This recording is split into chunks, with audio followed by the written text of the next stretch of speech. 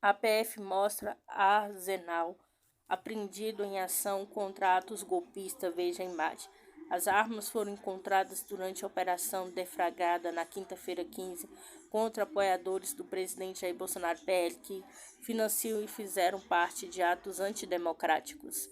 A Polícia Federal PF encontrou um arsenal de armas durante a operação deflagrada na quinta-feira 15 contra apoiadores do presidente Jair Bolsonaro PL que financiam e fizeram parte de atos antidemocráticos com bloqueios em rodovias, protestos em quartéis.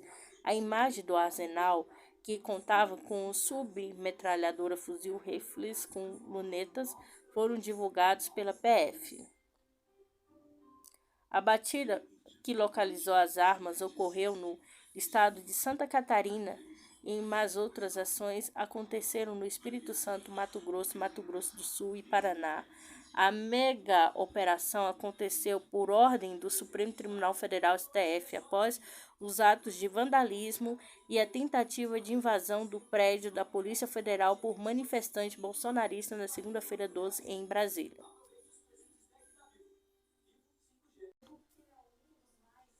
Renan Filho consultado por governo eleito para planejamento. Ex-governador de Alagoas disse a emissário do presidente eleito Luiz Inácio Lula da Silva, PT, que levará a sugestão à bancada do MDB.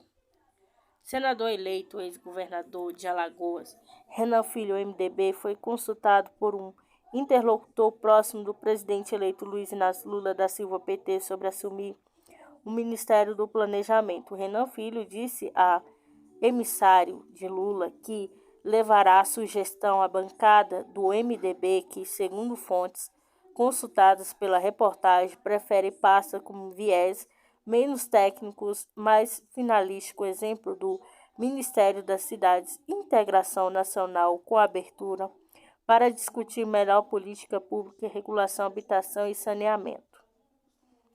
MDB tenta emplacar entre 2 e 3 ministérios. Na próxima gestão deles deve ser para Simone Tebet, senadora que concorreu à presidência pela legenda e embarcou na campanha de Lula no segundo turno.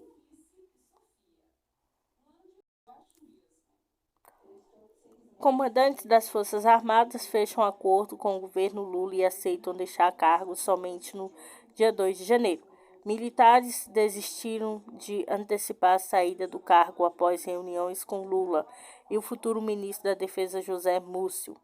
Em acordo com o novo governo, os 3 comandantes das Forças Armadas desistiram de antecipar a saída dos cargos e vão esperar a posse do presidente eleito Luiz Inácio Lula da Silva. A passagem de comando está marcada para as 10 da manhã no dia 2 de janeiro da Base Aérea de Brasília. Quando assumiram os nomeados pelo novo governo, havia ameaça de que os atuais comandantes deixassem os cargos antes da posse de Lula, ainda em dezembro, sinal crítico ao governo eleito. Nessa sexta-feira, no entanto, o comandante da Aeronáutica, Brigadeiro Carlos de Almeida Batista Júnior, afirmou que passará o comando em janeiro. Os outros comandantes do Exército, Paulo Sérgio Nogueira, e da Marinha, Almir Garnier Santos, já tinham sinalizado que iriam desistir da ideia de antecipar a saída dos cargos. Isso foi possível após a negociação ativa do novo governo, o novo ministro da Defesa, José Múcio. Lula estiveram reunidos com militares nesta sexta-feira em um encontro para selar o início do relacionamento do novo governo com as forças militares. Desde a semana passada, o termômetro da crise abaixou com o anúncio do nome de Múcio, também da decisão de que o novo governo não quebraria a tradição de indicar os oficiais mais antigos para assumir as forças.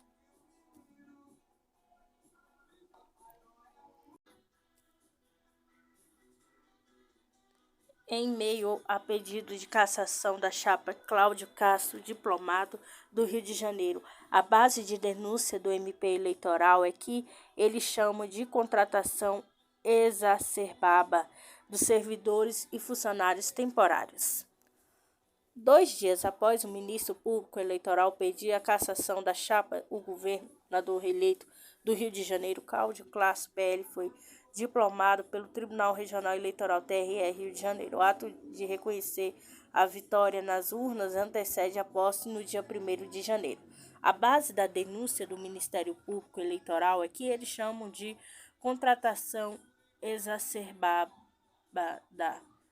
de servidores e funcionários temporários, especialmente em 2022, em 2 órgãos do governo, a Fundação Centro Estadual Estatística, Pesquisa e Formação de Servidores Públicos do Estado do Rio de Janeiro, CEPRJ, e a Universidade do Estado do Rio de Janeiro, UERJ. Segundo o MP eleitoral, que chama a atenção é o volume de saque em dinheiro na boca do caixa de agência onde foram feitos pagamentos dos beneficiários com partidos políticos candidatos na chapa de Castro. Nesta sexta-feira, 16, após a diplomação, o governador reeleito voltou a negar as acusações. Esclarece sobre esse assunto todos os debates, entrevistas, sabatinas, programas eleitorais, grande juízo e a população respeito ao direito do Ministério Público, mas se teve um prejuízo foi para a nossa campanha, disse. Durante a cerimônia no Teatro Municipal do Rio, a Justiça Eleitoral também entregou os diplomas ao vice-governador Tiago Pampolha, União, o senador reeleito Romário, PL, e outros 118 deputados estaduais e federais. Após a apresentação da Orquestra Sinfônica Juvenil, Chiquinha Gonzaga, presidente do TRE Rio de Janeiro, Elton Leme, celebrou o sucesso das eleições no estado e citou a complexidade do pleito em meio a ataques contra o sistema eleitoral brasileiro. Vivenciamos um período muito difícil com atentados persistentes ao sistema eleitoral brasileiro. Para respondê-las, a justiça brasileira precisou agir com muito rigor e rapidez, disse Leme, que também destacou que dos 13 milhões de eleitores aptos a votar no estado, 10 milhões foram às urnas no pleito deste ano. Em entrevista à imprensa, Castro disse que vai trabalhar para solucionar a maior parte dos problemas do estado. Afirmou que não vê empecilho na articulação com o presidente eleito Lula PT. O Rio precisa muito da ajuda do governo federal. Com certeza será uma relação amistosa, respeitosa, aceitando a vontade popular que me colocou aqui, colocou o presidente lá. Agora a gente tem que acabar com a eleição e arregaçar as mangas e trabalhar, falou Castro. Durante a cerimônia, o deputado federal Glauber Braga, PSOL, ergueu um cartaz com a seguinte frase: Cláudio Castro, você não merece esse diploma. Ao longo do protesto, o parlamentar foi bastante vaiado pela plateia. Cláudio Castro foi reeleito ainda no primeiro turno, com 4,9 milhões de votos, 58,69% dos válidos. No mandato atual, ele tornou oficialmente posse do cargo de governador em maio de 2021, após o juiz federal Wilson Witzel sofrer um impeachment. Castro, advogado, o cantor católico, por 12 anos, excedeu o cargo de chefe de gabinete na Assembleia Legislativa no Rio de Janeiro. Já em 2016, elegeu-se para vereador. 2 anos depois, foi vice na chapa de Witzel, que saiu vitoriosa.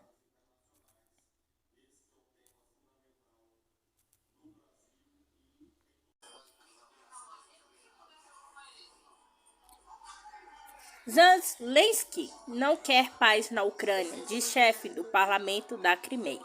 Chefe do parlamento da Crimeia, Vladimir Konstantinov, disse nesta sexta-feira 16 que acredita que o presidente da Ucrânia, Vladimir Zelensky, não quer paz na Ucrânia. Zelensky é um refém de guerra.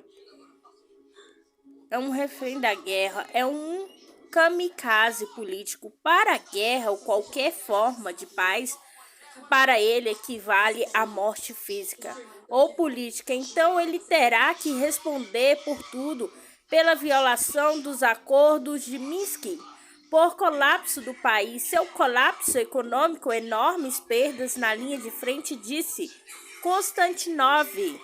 Na quinta-feira 15, Zelensky disse que a única maneira de encerrar hostilidades na Ucrânia é a Rússia tirar suas tropas para as fronteiras estabelecidas em 1991 com o fim da União Soviética. A Casa Branca reforçou a declaração do chefe do regime ucraniano, dizendo que o país teria direito a retornar eventualmente a Crimeia, que integra a Rússia desde 2014. No início de dezembro, o secretário dos Estados Unidos, Antony Blinken, disse que Washington está focado em ajudar a Ucrânia a devolver os territórios supostamente tomados pela Rússia. Konstantinov acredita que é impossível negociar com as autoridades de Kiev, uma vez que eles aproveitam a oportunidade das negociações para antecipar as preparações das suas forças armadas. Não devemos dar-lhe mais pausas. Não vamos acreditar na palavra deles.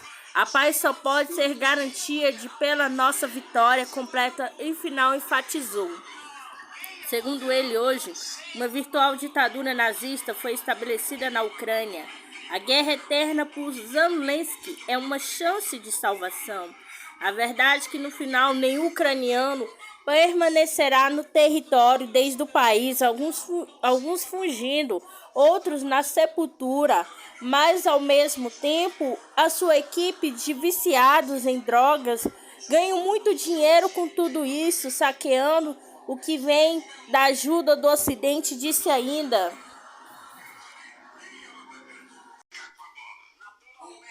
Estados Unidos lança escritório de coordenação da China para garantir estratégia contra Pequim. Estados Unidos lança escritório de coordenação da China para garantir implantação a política mais ágil e consistente nas relações com Pequim. Washington lançou, nesta sexta-feira 16, o chamado Escritório de Coordenação da China para garantir que os Estados Unidos conseguirão enfrentar o desafio do ritmo em Pequim representa, disseram autoridades americanas. O novo escritório do Departamento de Estado ajudará a garantir que a estratégia do governo para a China seja efetivamente implantado, diz Jake Sullivan, conselheiro de Segurança Nacional dos Estados Unidos. Embora a administração de Joe Biden, presidente dos Estados Unidos, reconheça que se envolver com a China coopera no clima em que outras questões globais, isso não apaga as dificuldades. Há tensões potencial para a crise que precisa ser administrados com muito cuidado por meio de canais de comunicação eficazes, explicou Sullivan. Escritórios de coordenação da China terá como objetivo executar com sucesso a política dos Estados Unidos para Pequim, além de gerenciar como responsabilidade a ocorrência envolvendo o desafio geopolítico mais complexo e consequente que enfrentamos. A nova estrutura dará a cada escritório regional país com que eles trabalhem em uma linha direta com altos funcionários do Departamento de Estado que lidam com o portfólio da China, disse uma fonte da China Morning Post. Não podemos ser coagidos por adversários em um momento de perigo geopolítico por qualquer país que seja capaz de desligar alguns bens essenciais que chegam aos Estados Unidos, disse Sullivan, enfatizando que a tecnologia chinesa abastece as casas F-35. Na quinta-feira 15, no país recente, o golpe nas ambições tecnológicas da China, o governo dos Estados Unidos incluiu fabricantes chineses de chips em memória e tecnologia, 21 grandes empresas chinesas no setor de chips de inteligência artificial, uma lista negra comercial, ampliando sua repressão à indústria chinesa de semicondutores. O exército russo coloca em serviço de combate mais sistema de reconhecimento de artilharia. As Forças Armadas russas receberam um novo lote dos mais recentes sistemas de reconhecimento de artilharia acústica Penicillin, que demonstraram alta eficiência durante a operação militar especial na Ucrânia. Segundo uma fonte informou a Sputnik, outro lote dos mais recentes sistemas de reconhecimento da artilharia acústica 1B-76, Penicillin, foi entregue ao Ministério da Defesa e está planejando para ser usado na zona de operação especial para o combate. O 1B-76 detecta efetivamente as oposições de artilharia das tropas ucranianas e transmite coordenadas para sua destruição imediata, disse a fonte.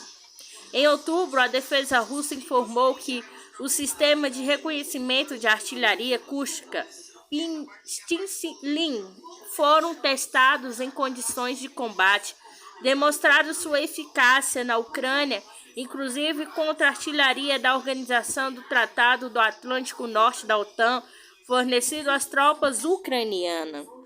O sistema russo usa um sensor sísmico acústico para detectar e localizar artilharia inimiga. O sistema de reconhecimento da artilharia é o montado chassi Kamax e localiza o fogo inimigo em pouco menos que 5 segundos.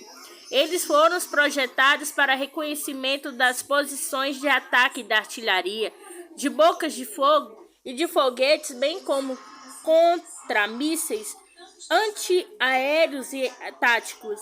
A diferença entre Penicillin, o sistema de radar dos Estados Unidos ANT-PQ-36 utilizado pelas tropas da Ucrânia na luta contra a bateria, que o complexo russo e seu funcionamento usa ondas de rádio, por isso não pode ser detectado por meios técnicos de rádio. Penicillin opera de forma eficaz tanto o dia como a noite e a temperatura de menos 40 graus Celsius, 50 graus Celsius. O secretário-geral da OTAN acredita que o conflito na Ucrânia pode ser arrastado por muito tempo. O secretário-geral da Organização do Tratado Atlântico Norte da OTAN, Stoltenberg, disse nesta sexta-feira 16, acredita que o conflito na Ucrânia pode se arrastar por muito tempo. Ao mesmo tempo, ele disse que crê que a saída será na mesa de negociação.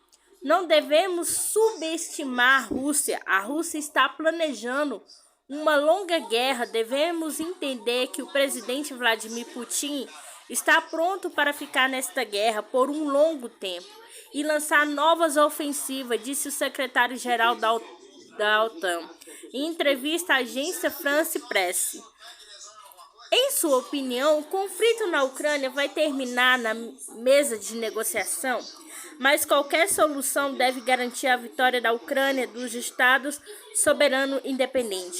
A maioria mais rápida de conseguir isso é fornecer apoio militar para que o presidente Putin entenda que não pode vencer no campo de batalha, mas deve sentar e negociar de boa fé, acrescentou o secretário-geral da OTAN.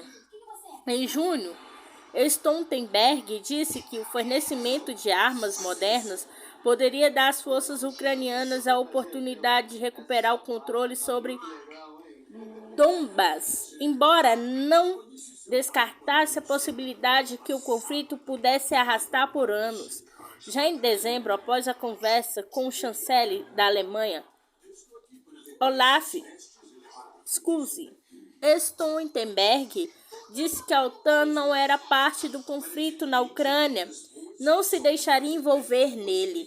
Na quinta-feira 15, Zelensky disse que a única maneira de encerrar as hostilidades na Ucrânia e a Rússia é retirar suas tropas para as fronteiras estabelecidas em 1991 com o fim da União Soviética. O porta-voz presidente russo, Dmitry Peskov, disse que Zelensky sabe se quiser as hostilidades na Ucrânia poderia terminar amanhã. O presidente russo Vladimir Putin também afirmou que a Rússia sempre esteve aberta à negociação sobre a Ucrânia.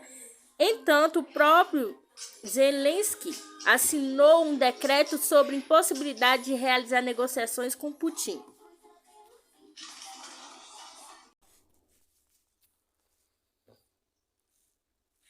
O futuro da Europa corre sério risco devido à dependência dos Estados Unidos de GT.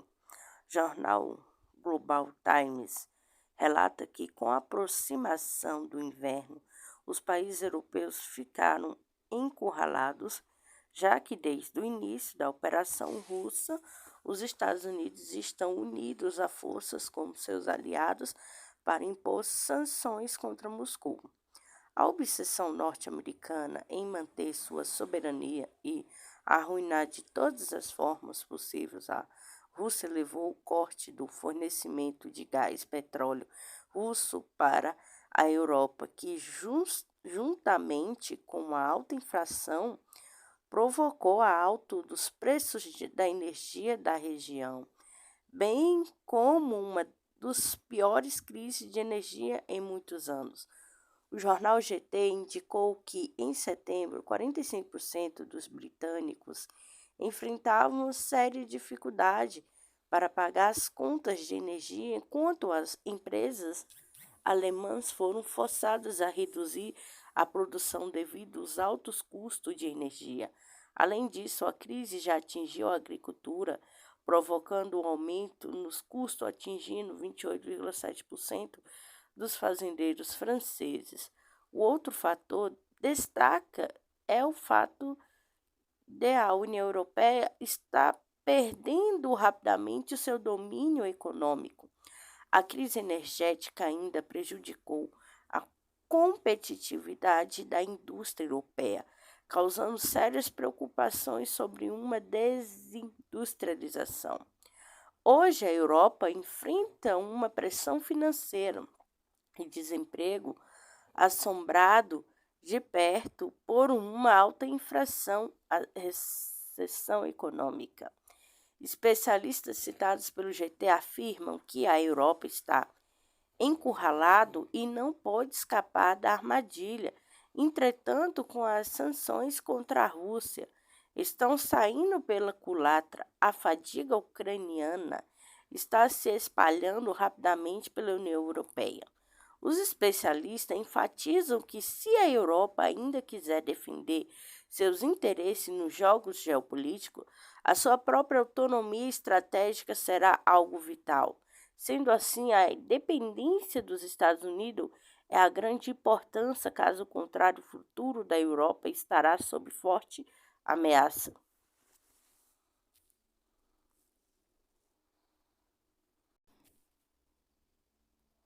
O Exército Brasileiro atinge novo patamar tecnológico com chegada do primeiro drone Nauro 1000C.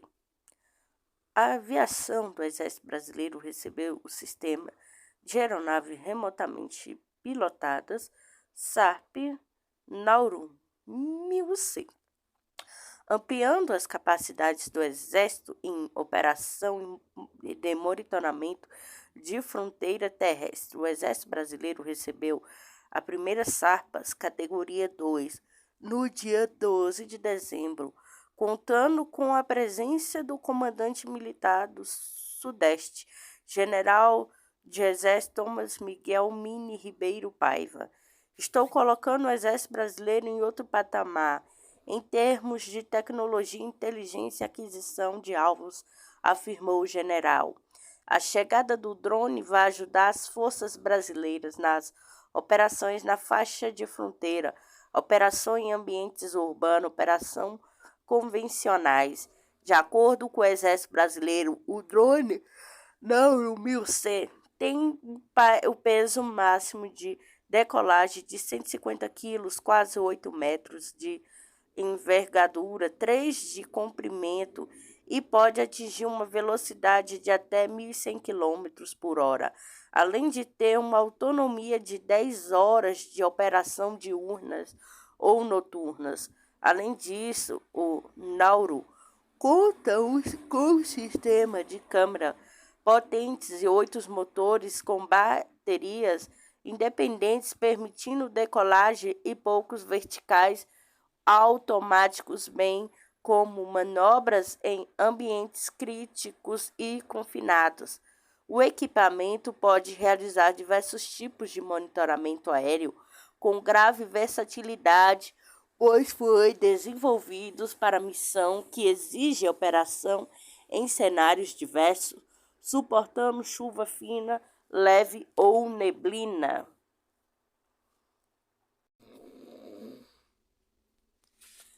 297 graus, dia de operação especial militar nas fronteiras russas. Em 24 de fevereiro de 2022, o presidente da Rússia, Vladimir Putin, anunciou o início de uma operação militar especial para desmilitarização e desnazificação da Ucrânia. Durante a operação, o exército russo, junto com as forças das repúblicas Donetsk e Lugansk, libertou completamente a República Popular de Lugansk. É uma parte significativa da República de Donetsk. Inclusive, vão na Vaca, Muripol, Sviatogonsk, bem como toda a região de Kherson, áreas de Zaporozhye, junto do Mar de Azov. É uma parte da região da Kharkovia.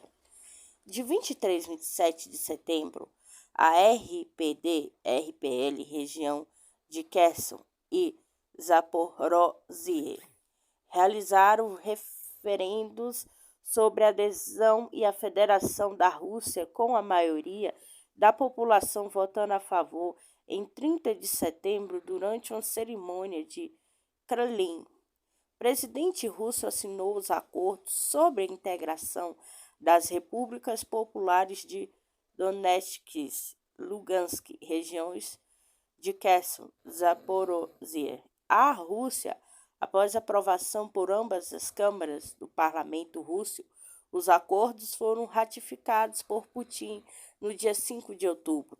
O futuro da Europa corre sério risco devido à dependência dos Estados Unidos de GT.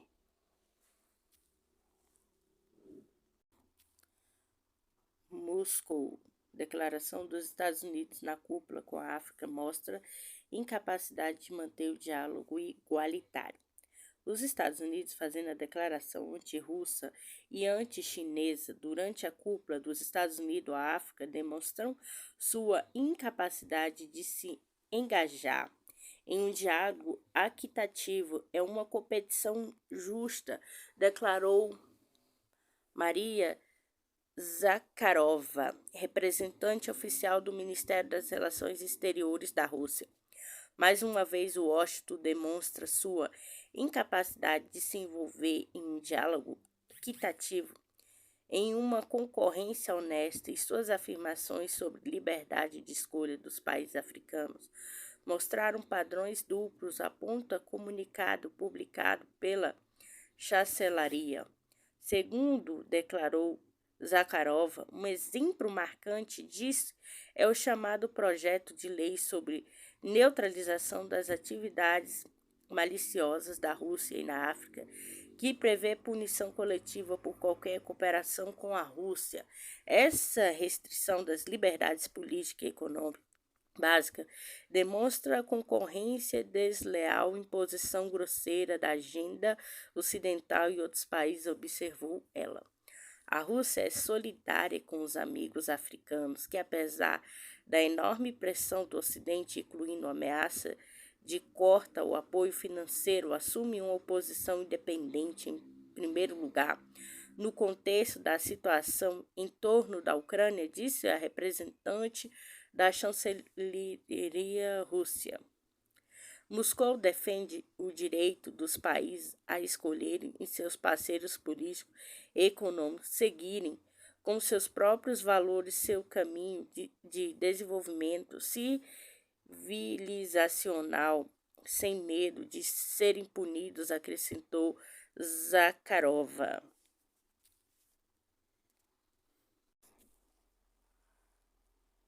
Míssil supersônico da Turquia, disparado por drone, atinge alvo 100 km durante teste. Projeto TRG-230 foi lançado a partir de um drone Baihakita AKINCI, atingido seu alvo.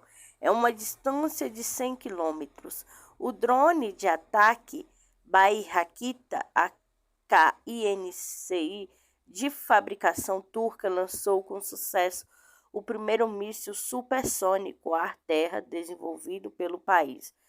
O TRG-230 fabricado pela Roketsan, atingiu com êxito seu alvo a uma distância de 100 km, anunciou Solekuka Baihakita, design-chefe da empresa Baykar. A Turquia testa com sucesso seu primeiro míssil supersônico. Um veículo aéreo não tripulado de combate, Baihakita AKINCI, lançou com sucesso o primeiro míssil supersônico da Turquia, TRG-230 O míssil foi lançado de uma altura de cerca de 7.000 metros, acima do Mar Negro, perto da costa de Sinop. Drone disparou o projétil, que tem um alcance de até 150 km, a partir de uma altura de mais de 7.000 metros sobre o Mar Negro.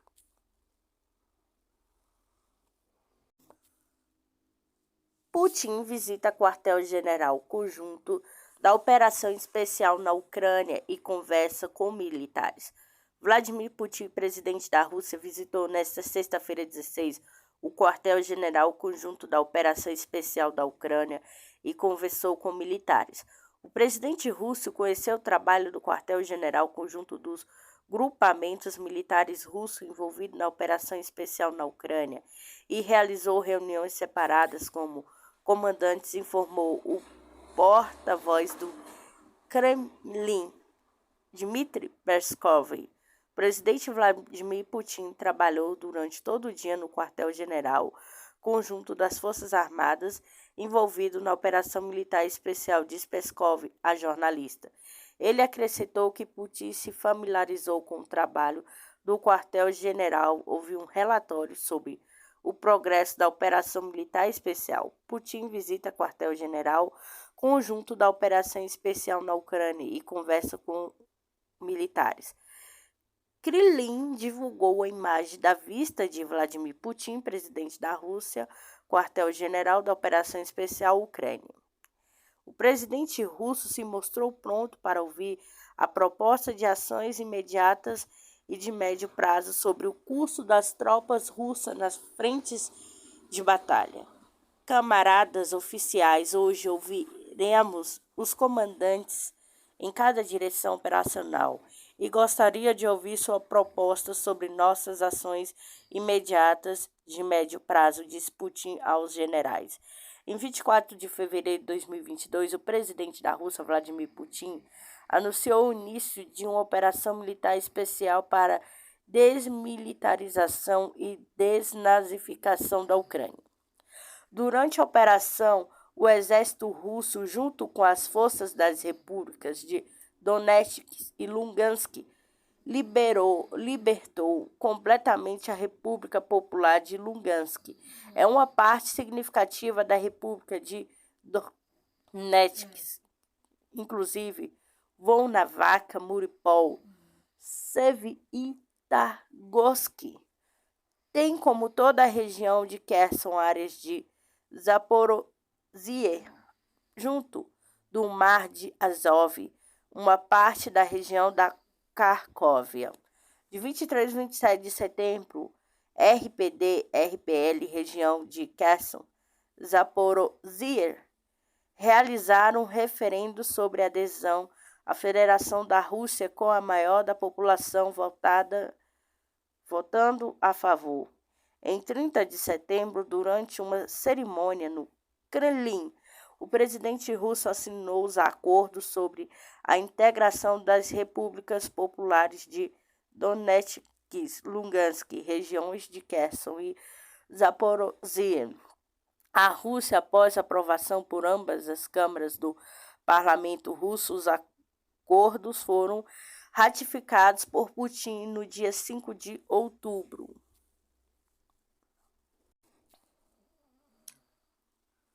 Vestígios de cocaína foram encontrados na residência de ex-premiers do Reino Unido, revela a mídia.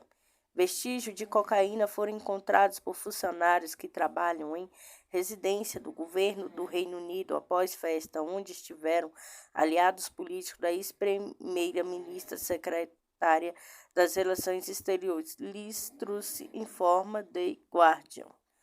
O pó branco foi alegadamente encontrados na propriedade de Chevening, uma mansão de 115 quartos tradicionais concedida ao secretário de Relações Exteriores no verão passado no hemisfério norte, dias antes de Truss ganhar a corrida à liderança do partido e se tornar a primeira-ministra. Fonte afirma que as drogas da classe A, que incluem heroína, cocaína e LSD, estavam presentes em pelo menos 2 festas, uma realizada no final de agosto, no auge da campanha política de Truss, e outra no primeiro fim de semana de setembro, poucos dias antes de conseguir o cargo. Acredita-se que Truss e seus aliados políticos estiveram presentes nos 2 eventos. Funcionários da propriedade disseram ao jornal que testaram a substância usada no cotonete e que muda de cor quando entra em contato com a cocaína. Descobriu em pó branco o efeito continha vestígio da droga. Outras fontes disseram que o pó branco semelhante foi encontrado no escritório do número 10 de Downing Street, depois de 2 festas realizadas durante lockdown, quando Boris Johnson estava no comando do governo do Reino Unido, informa The Guardian. O jornal observa, no entanto, que não há nenhuma sugestão de que Truss e Johnson usaram a droga ou que eles estariam cientes que as drogas fossem usadas ou estivessem presentes.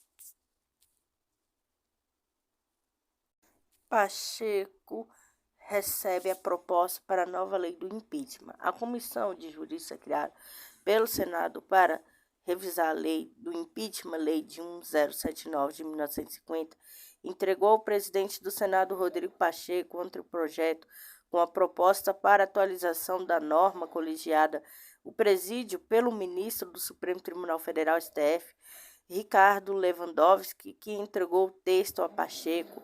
Acolheria o anteprojeto, faremos um exame pela presidência do Senado, na nossa diretoria técnica jurídica, juntamente com a nossa advocacia e nossos consultores. Muito brevemente, espero apresentar a proposição legislativa formalmente no Senado Federal, com a preposição da presidência do Senado, afirmou Pacheco. A comissão e 12 juristas aprovou o texto no dia 21 de novembro, após 8 meses de funcionamento, segundo lembrou Lewandowski. O anteprojeto busca modernizar a lei de 1950, levando em conta as garantias fundamentais da Constituição de 1988, ou seja, busca reforçar a garantia do devido processo legal, do contraditório, da ampla defesa para a autoridade que sofre do impeachment. Nós procuramos adequar este projeto àquilo que a Constituição indica, sobretudo no que diz respeito ao sistema de garantias que ela inaugurou a partir de 1988. Aqui nós temos um conjunto de sugestões sobre os quais os parlamentares podem se debruçar, disse o ministro. Pacheco registrou que a ideia de revisar e modernizar a lei partiu do próprio Lewandowski e foi apoiada pelo Senado. Ele disse que a sugestão será formalizada com o projeto de lei PL que será analisada no ano que vem.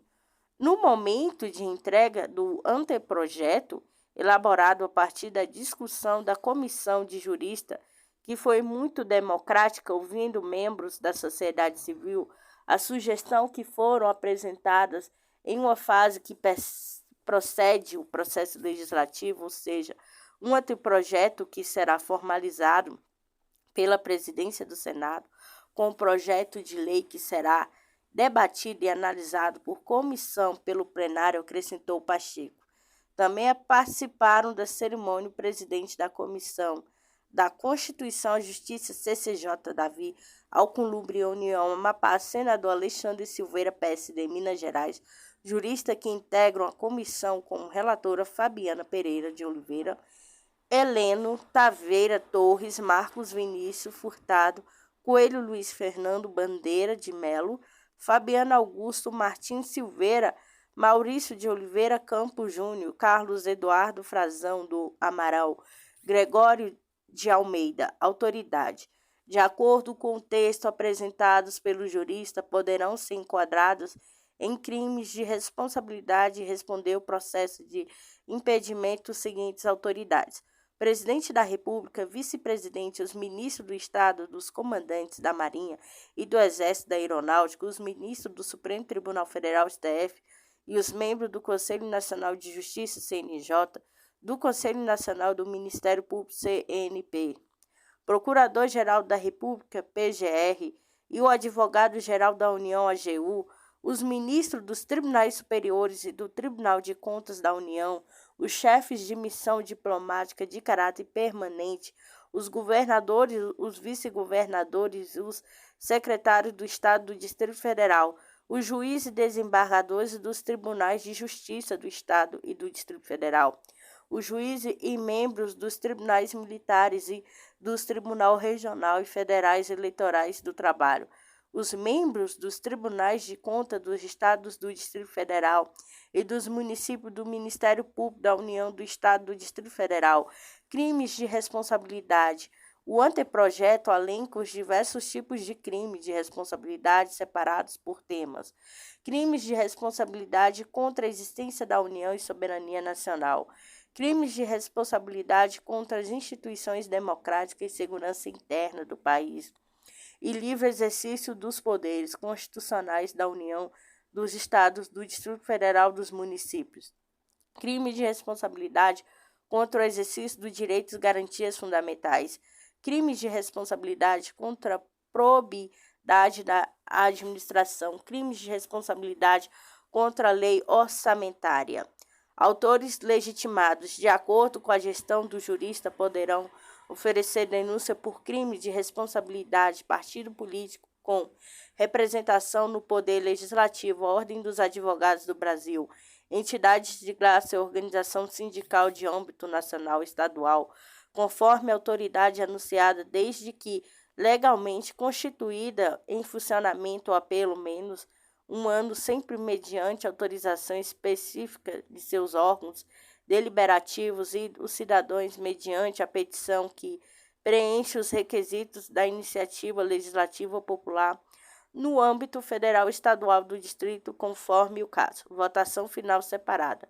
O texto também torna a lei separação da votação final do Senado em caso do impeachment de presidente da República, como ocorreu durante o impedimento do então presidente Dilma Rousseff em 2016.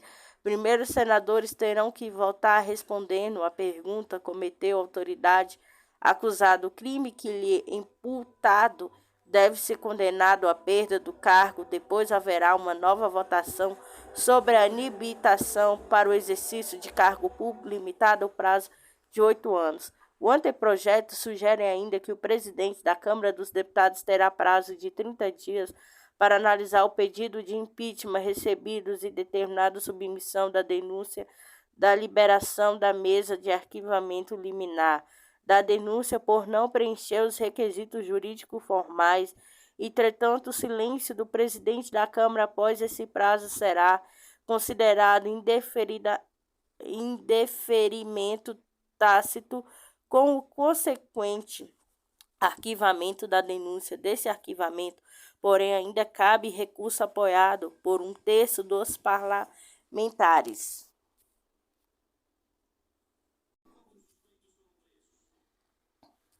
Oi, galera, tudo bem? Tropas russas eliminam todos os alvos designados em ataque contra posto de comando da Ucrânia. Ministério da Defesa da Rússia informou que, em decorrência dos ataques das tropas russas contra o posto de comando ucraniano, todos os alvos designados foram destruídos. Na sexta-feira 16, a Rússia realizou um ataque massivo contra os postos de comando da Ucrânia, bem como sistema de fornecimento de energia. Durante o ataque russo, o sistema de defesa antiaérea da Ucrânia ocidentais gastaram significativas quantidades de munição contra alvos falsos.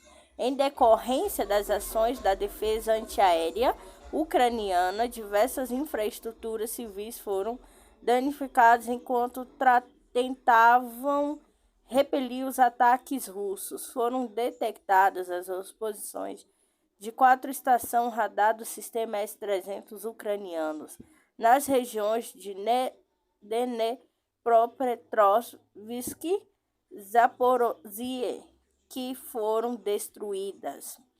Na direção Kupiansk, na região de Kharkovia, foram eliminados até 40 militares ucranianos.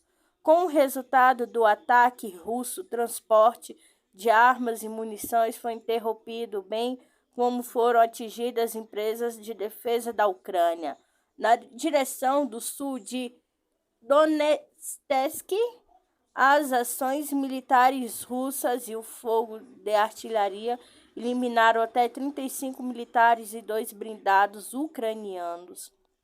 Já na direção de Krasny Liman, as reservas do adversário foram seriamente atingidas, resultados em até 30 combatentes mortos e feridos. Na região Donetsk, 2 grupos de sabotadores da Ucrânia foram eliminados.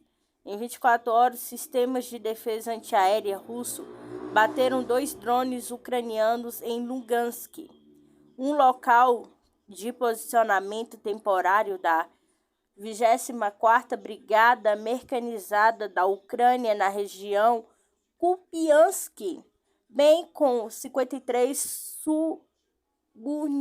subunidades de artilharia foram eliminadas nas oposições de fogo. A cúpula protetora começa a se instalar depois de lixo nuclear na usina de Zaporozhye. A cúpula deve proteger o armazenamento de resíduos nucleares contra fragmentos de projetos e dispositivos explosivos improvisados transportados por drones, disse o membro do Conselho da Administração da região Zaporozhye, Vladimir Regovy.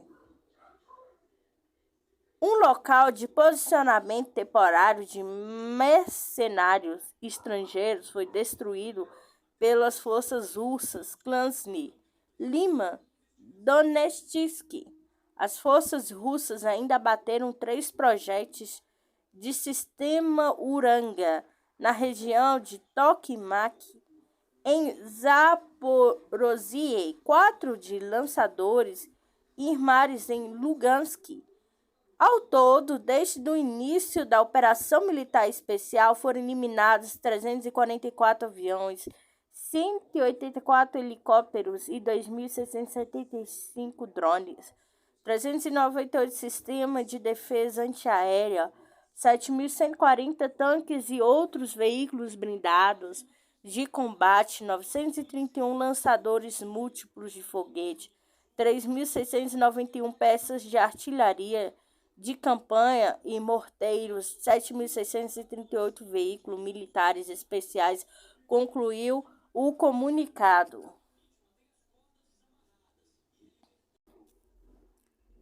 A postura dos Estados Unidos em relação à Crimeia é uma declaração de guerra, diz representante da região.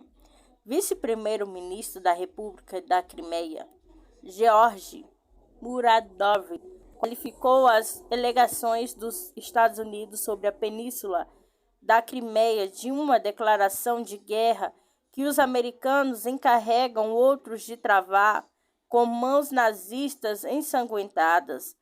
Anteriormente, John Kirby, o coordenador de comunicação estratégica do Conselho Nacional de Segurança do país norte-americano, declarou que os Estados Unidos reconhecem o direito da Ucrânia de planejar e conduzir operações militares na Crimeia, porque consideraram a península como território ucraniano. A declaração de Kirby sobre a Crimeia é uma declaração de guerra contra a Rússia, que os Estados Unidos encarregam outros de travar com as mãos nazistas ensanguentadas.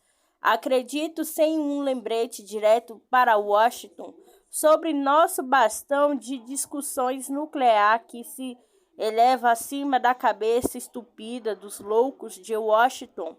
A questão não será resolvida, disse Muradov.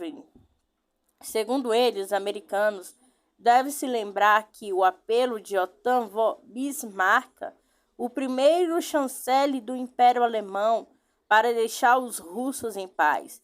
A agressão à Crimeia russa para nós crimeanos equivale a um apelo para bombardear o Washington, ressaltou Muradov.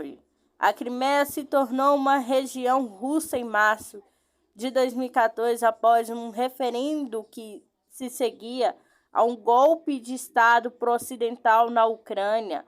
No referendo de 2014, 96,77% dos eleitores da Crimeia e 95,6% dos Sevastopol votaram a favor da península se tornar a parte da Rússia.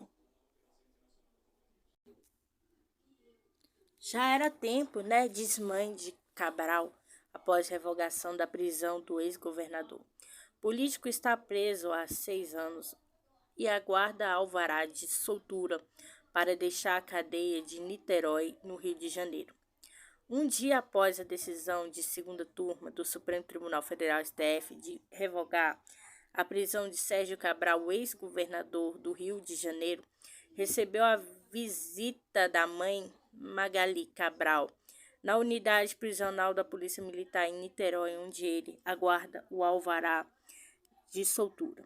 Após visita, Magali citou que o filho está super tranquilo e feliz pela decisão do STF. A mãe do ex-governador também criticou a duração da prisão de Cabral. Já era tempo, 6 anos, ele era o único a pagar, o questionou. De acordo com o Supremo, a proclamação do resultado da segunda turma será feita na segunda-feira 19. Somente depois desse procedimento formal da comunicação do STF, a Justiça Federal de Curitiba, PR Cabral, deve deixar a unidade prisional da PM. Segundo a defesa, o ex-governador ficará em prisão domiciliar em um imóvel de família em Copacabana, na zona sul do Rio. Por meio de nota, os advogados que defendem o Sérgio Cabral confirmaram que a decisão do STF reconhece a ilegalidade da prisão. Cabral foi condenado a mais de 390 anos de prisão. No âmbito da Operação Lava Jato, ele está preso preventivamente desde 2016. Porém, a segunda turma do STF decidiu nesta sexta-feira 16, por 3 votos e 2, conceder a liberdade para o político. Na semana passada, a Corte reconheceu também a competência da Justiça de Curitiba para julgar Cabral.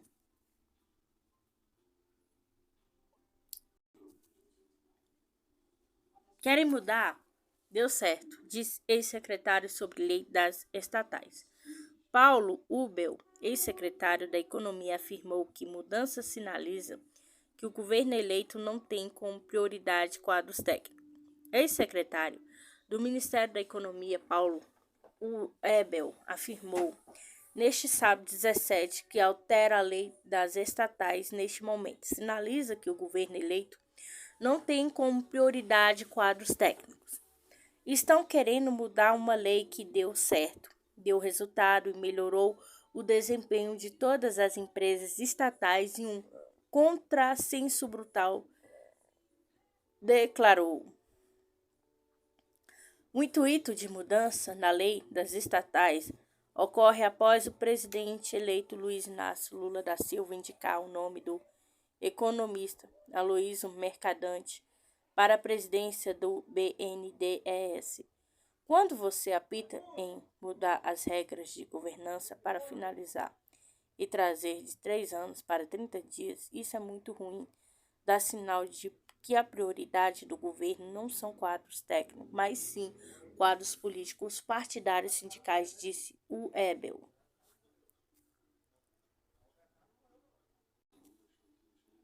Governo Lula terá 37 ministros, diz futuro ministro da Casa Civil. Rui Costa disse que a orientação do presidente eleito recriar pastas sem adicionar cargos novos atualmente são 23 ministérios. Futuro ministro da Casa Civil petista, atual governo da Bahia, Rui Costa, afirmou neste sábado 17 que o governo de Luiz Inácio Lula da Silva terá 37 ministérios. Atualmente, após o enxugamento de pasta feito no início da gestão de Jair Bolsonaro,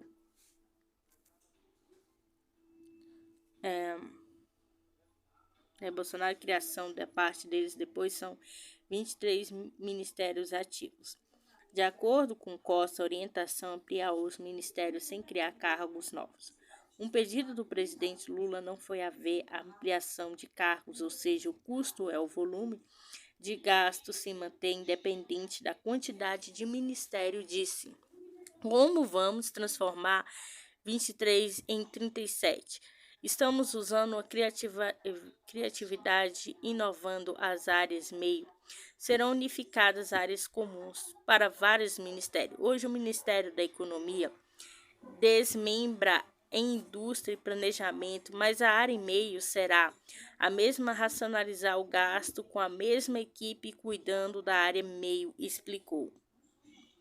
Entre as áreas mencionadas por Costa que deve votar e ter um ministro próprio estão esporte, portos, transporte, pesca e cidades, além do retorno da trinca fazenda, planejamento e indústria atualmente concentra sob o Ministério da Economia, povos originários e outros temas que deverá também ganhar nova pasta como Lula se comprometeu, disse. Essa é uma questão emblemática. O Brasil se desgastou muito com essa questão simbólica dos indígenas. Estão buscando fazer essa reparação, buscando reparar a imagem internacional, acrescentou.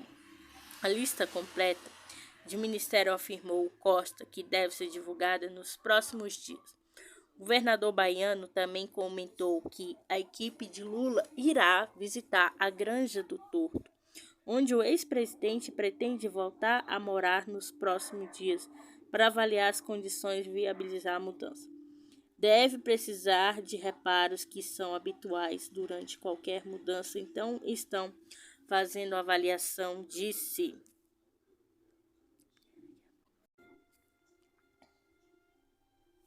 Segunda turma do STF decide que caso Brumadinho será julgado na Justiça Federal.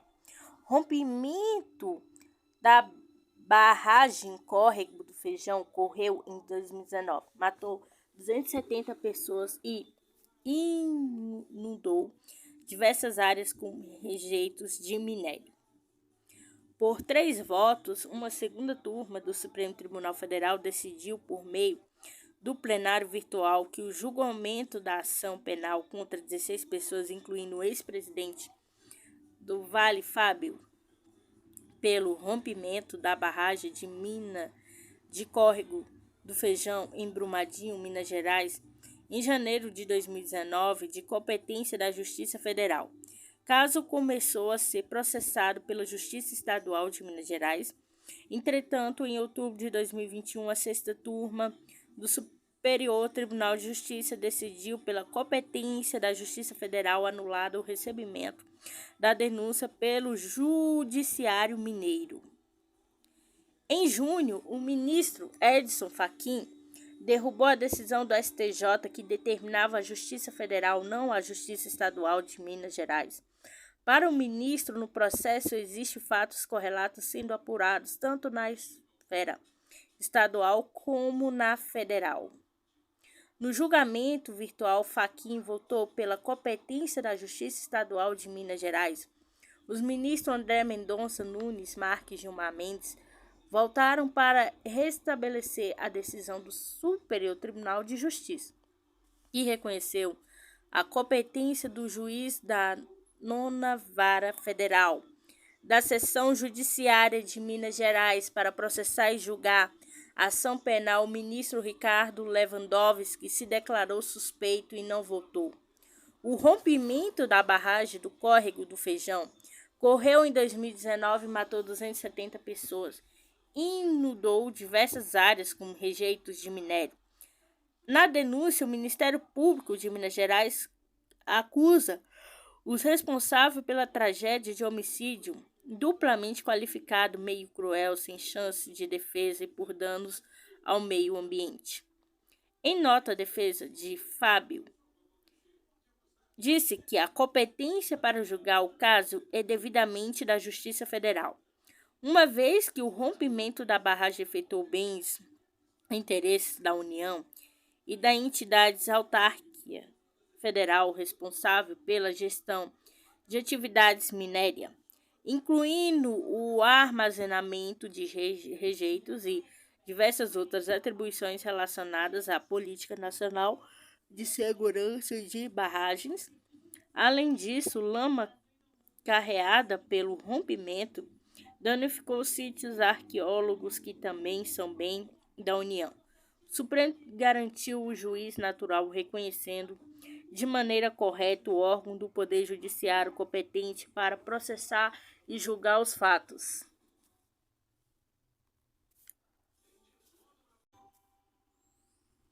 Delta da Lagnol crítica soltura de Sérgio Cabral deveria permanecer preso.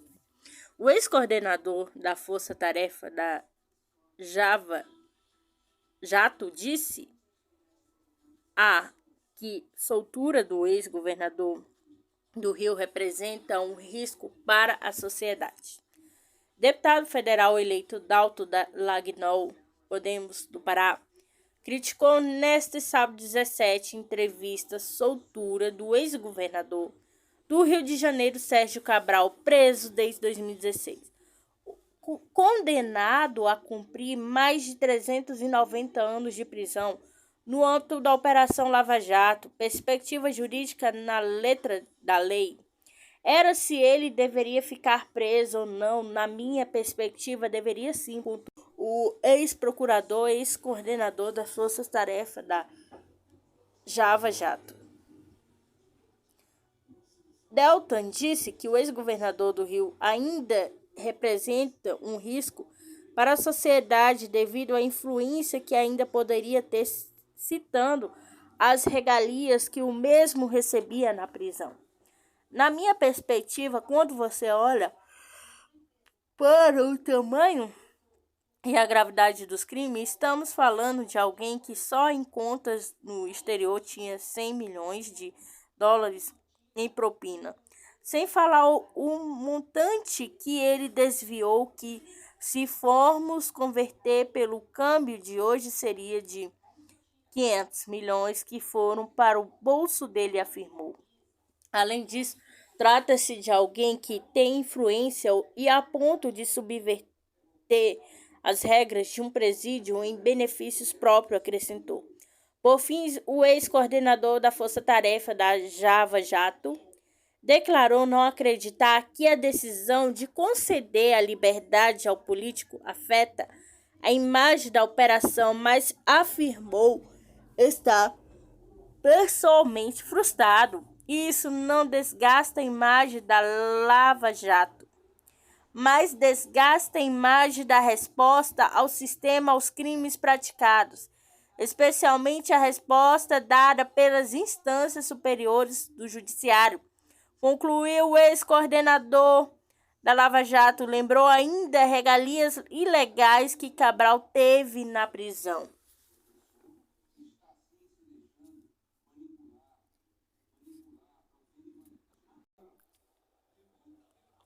Galera, bom dia, meus amores. Galera, assim, venho trazendo uma boa notícia para vocês, meus amores. Litro de gasolina volta a ficar abaixo dos 5 na média dos postos. Preço médio da gasolina nos postos de abastecimento do país voltou a ficar abaixo dos 5 por litro. Essa semana, na média nacional, o combustível custou 4,94 por litro. Ao consumidor, a redução é de 1,4% ante a semana anterior, quando ficou em 5,01 por litro. Esta foi a quarta queda seguida do preço e a mais forte das últimas semanas, quando ficaram próximos da estabilidade. O movimento está ligado à redução nos preços da Petrobras. Para a gasolina em suas refinarias, anunciada em 9 de dezembro, então a estatal reduziu os preços do insumo em suas refinarias em 6,1% ou 0,20 por litro. Como os reflexos da pacificação da Petrobras no preço final do insumo e gradual, a tendência é que o preço nas bombas ainda caiam mais nas próximas semanas. A redução da Petrobras veio em um contexto de volatilidade nos preços internacionais do petróleo, que experimentou as quedas seguidas de acomodações nas últimas semanas e segue próximos de 80 barril, como os preços domésticos da Petrobras são alinhados ao preço de paridade de importação PPI. Foi aberta uma janela para a redução dos preços da companhia. O outro fator que influi na queda do preço da gasolina ao consumidor, o recuo no preço do etanol anidro, que compõe 27% da mistura do combustível. O preço do etanol anidro cai há 5 semanas, já experimenta uma queda acumulada de 5% entre os dias 14 de novembro e 16 de dezembro para 3,1 por litro. Mesma lógica vale para o diesel S10, que viu o preço médio do litro recuar 2,2% ou 0,15 essa semana para 6,48 antes 6,63 na semana anterior. A queda reflete recente redução da Petrobras de 8,1% ou 0,40 por litro nos preços praticados em suas refinarias, que ainda deve pesar mais no preço ao consumidor nas próximas semanas. Na mesma toada, o gás liquefeito de petróleo GLP, o gás de cozinha amplamente consumido pela população, experimentou leve queda de 0,5% no preço médio ao consumidor. Entre 11 e 17 de dezembro, o botijão de 13 kg do insumo custou, em média, 109,43, antes 109,99 na semana anterior. O preço do GLP, que vinha alterando altas e quedas dos últimos meses, tem caído nas últimas semanas como reflexos de reajuste recente da Petrobras para baixo em suas refinarias. Há 2 semanas, estatal reduziu em 9,6% o preço do GLP comercializado a distribuidores em suas unidades.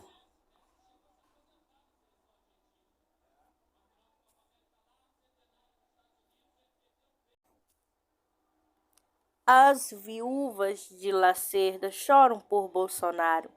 Editorial famoso em 1º de julho de 1950 em A Tribuna da Imprensa, Jornal Carioca, que fundará em dezembro do ano anterior, herdado o título da coluna na Tribuna da Imprensa, que escrevia no Correio da Manhã, descrevendo as atividades da Câmara e no Senado do então Distrito Federal do Rio de Janeiro, Carlos Lacerda, que ingressará na política pelo Partido Comunista em 1947, depois de ser líder estudantil, já militando na frente da conspiratória da UDN, escreveu um artigo inconformado com a possibilidade de um então senador pelo Rio Grande do Sul, Getúlio Vargas, voltar a comandar o país se vencesse as eleições de outubro de 1950. Deposto, em 1945, Vargas elegeu seu ministro da Guerra, Eurício de Gaspar Dutra, candidato do PSD, com apoio do seu PTB, contra o brigadeiro Eduardo Gomes, candidatos da UDN. Em 1950, quando a parceria que ele era a carta fora do baralho, Vargas concorreria pelo PTB em alianças com a PSP de Adhemar de Barros, governador de São Paulo, contra o próprio brigadeiro Eduardo Gomes, patrono da aeronáutica, nascido em Petrópolis, Rio de Janeiro, e o candidato do PSD mineiro Cristiano Machado. Vargas venceu com 47,73% dos votos válidos. Brigadeiro teve 29,66%. Cristiano Machado, abandonado pelos caciques do PSD, que apoiaram Vargas, daí surgiu o termo cristianização na política brasileira, traição partidária sem qualquer relação com Jesus Cristo. Teve 21,95%. O baiano João Mangabeira, do PSB, também concorreu e recebeu apenas 0,12% dos votos. Mas voltando ao famoso editorial de Carlos Lacerda, escrito quando se ensaiava a volta de Getúlio Vargas, a cena política pelo voto direto, ele comandará o país ditatorialmente de 1930 a 1945, ponto fim à velha política do café com leite. Café estava em São Paulo, o leite em Minas Gerais. A situação hoje invertida. Carlos Frederico Werneck de Lacerda escreveu com todas as letras: Senhor Getúlio Vargas, senador, não deve ser candidato à presidência, candidato não deve ser eleito, eleito não deve tomar posse, empossado devemos recorrer à revolução para impedi-lo de governar. Isso foi escrito quando eu ainda não tinha 6 meses, nasci em 31 de janeiro de 1950.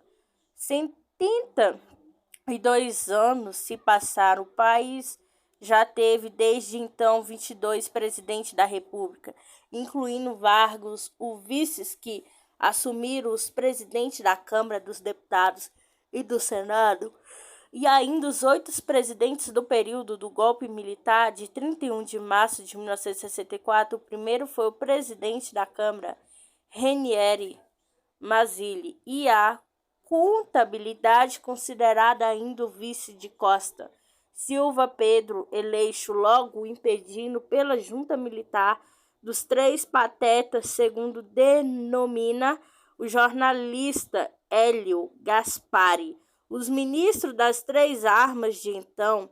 Inacreditável que o conformismo da UDN, dos lacerdistas e demais golpistas tenha alegado que Getúlio Vargas não obteve a maioria absoluta dos votos de 50% mais um voto. O argumento foi novamente usado com mais ênfase em 1955, quando Juscelino Kubitschek teve 35,68% dos votos válidos e o menor percentual entre os presidentes eleitos entre 1945 e 1960. Superou o Marechal Juarez Távora, da UDN, que teve 30,27% dos votos, Adhemar de Barros, PSP, com 25,77%, e o Plínio Salgado, da Ação Integralista, que recebeu 8,28% dos votos, com presidência estava ocupada desde agosto de 1954 pelo vice de Getúlio, João Café Filho. Da licença médica na eleição, o país estava sob a presidência interina do presidente da Câmara, Carlos Luiz, o movimento dos coronéis do Exército de patentes inferiores da Aeronáutica e da Marinha fazia eco à cantilena da UDN, liderada por Carlos Lacerda. Assim, em 11 de novembro de 1955, após um levante militar liderado pelo ministro da Guerra, General Henrique Teixeira Lott, a posse de JK do seu vice João Goulart foi garantida.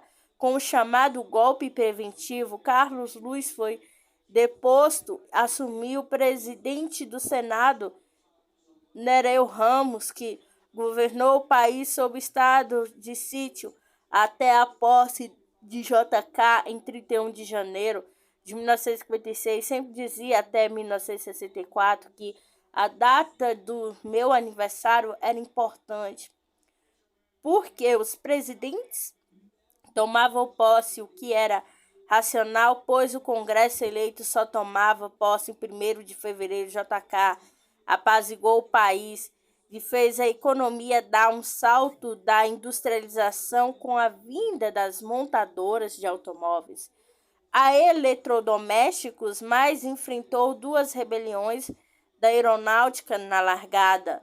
Se você, cara eleitor mais jovem e não conheceu esse período, sugiro consultar livros de histórias, Wikipédia, vive tudo isso.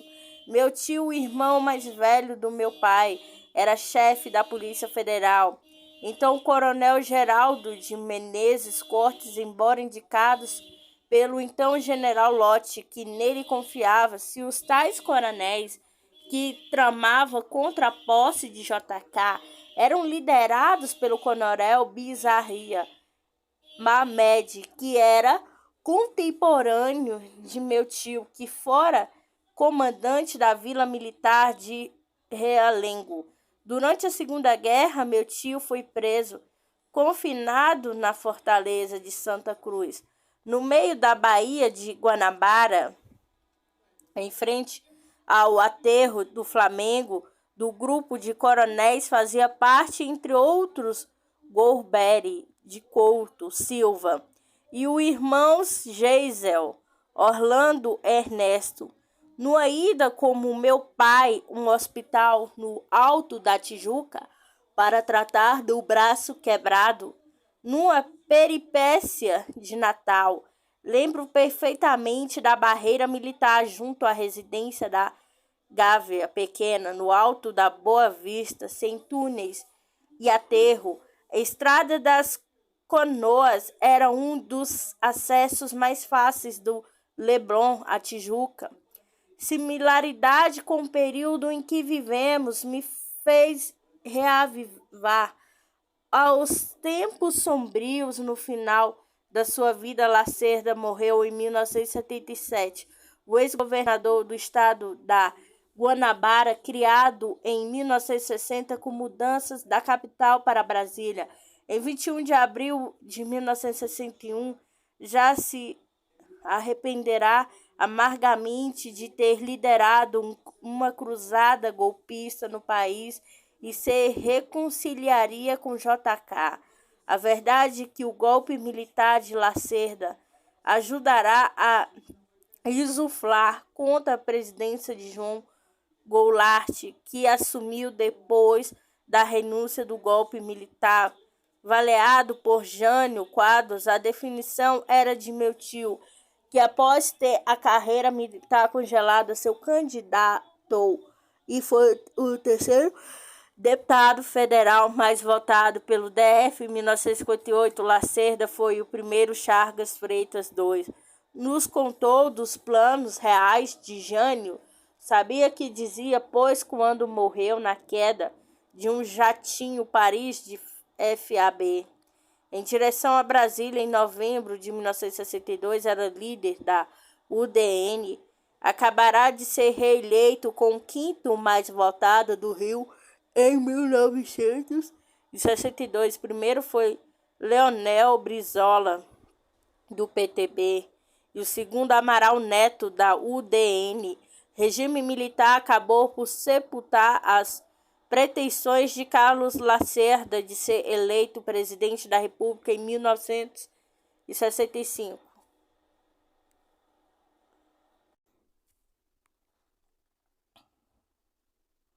Preciso reforçar a prevenção à dengue enquanto as vacinas são guardadas, diz especialista.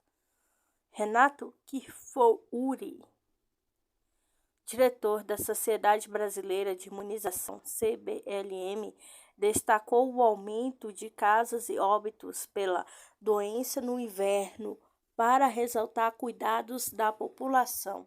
Em entrevista neste sábado 17, o diretor da Sociedade Brasileira de Imunização, CBLM, Renato Kifouri, disse ser preciso reforçar as medidas de prevenção e de controle da dengue enquanto as vacinas ainda são aguardadas.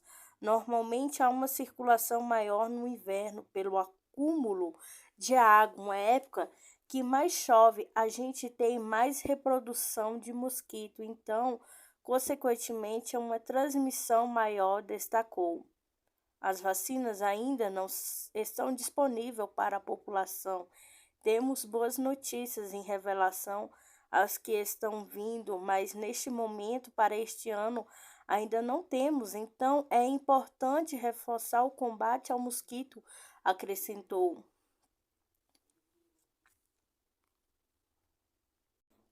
A Anvisa publica alerta sobre pomada para cabelo causa cegueira temporária. A Agência Nacional de Vigilância Sanitária, Anvisa, publicou um alerta sobre a ocorrência de efeitos colaterais graves causados supostamente pelo uso da pomada Omega Fix, utilizada para modelar e trançar cabelo.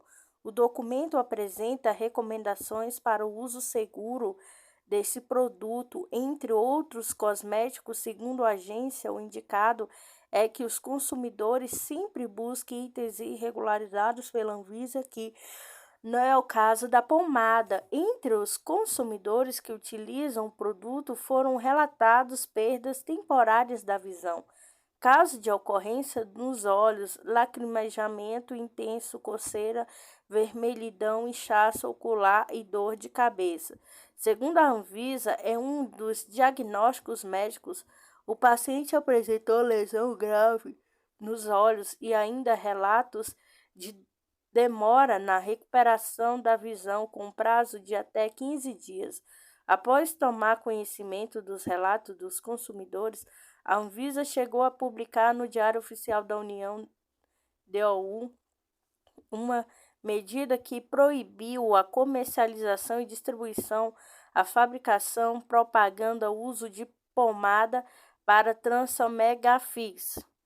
Ainda conforme as orientações da agência, é fundamental a importância que a ocorrência de quaisquer efeitos indesejáveis à saúde supostamente relacionados com o uso de cosméticos seja registrado. Entrou em contato com o fabricante da pomada Omega Fix, mas ainda não obteve resposta.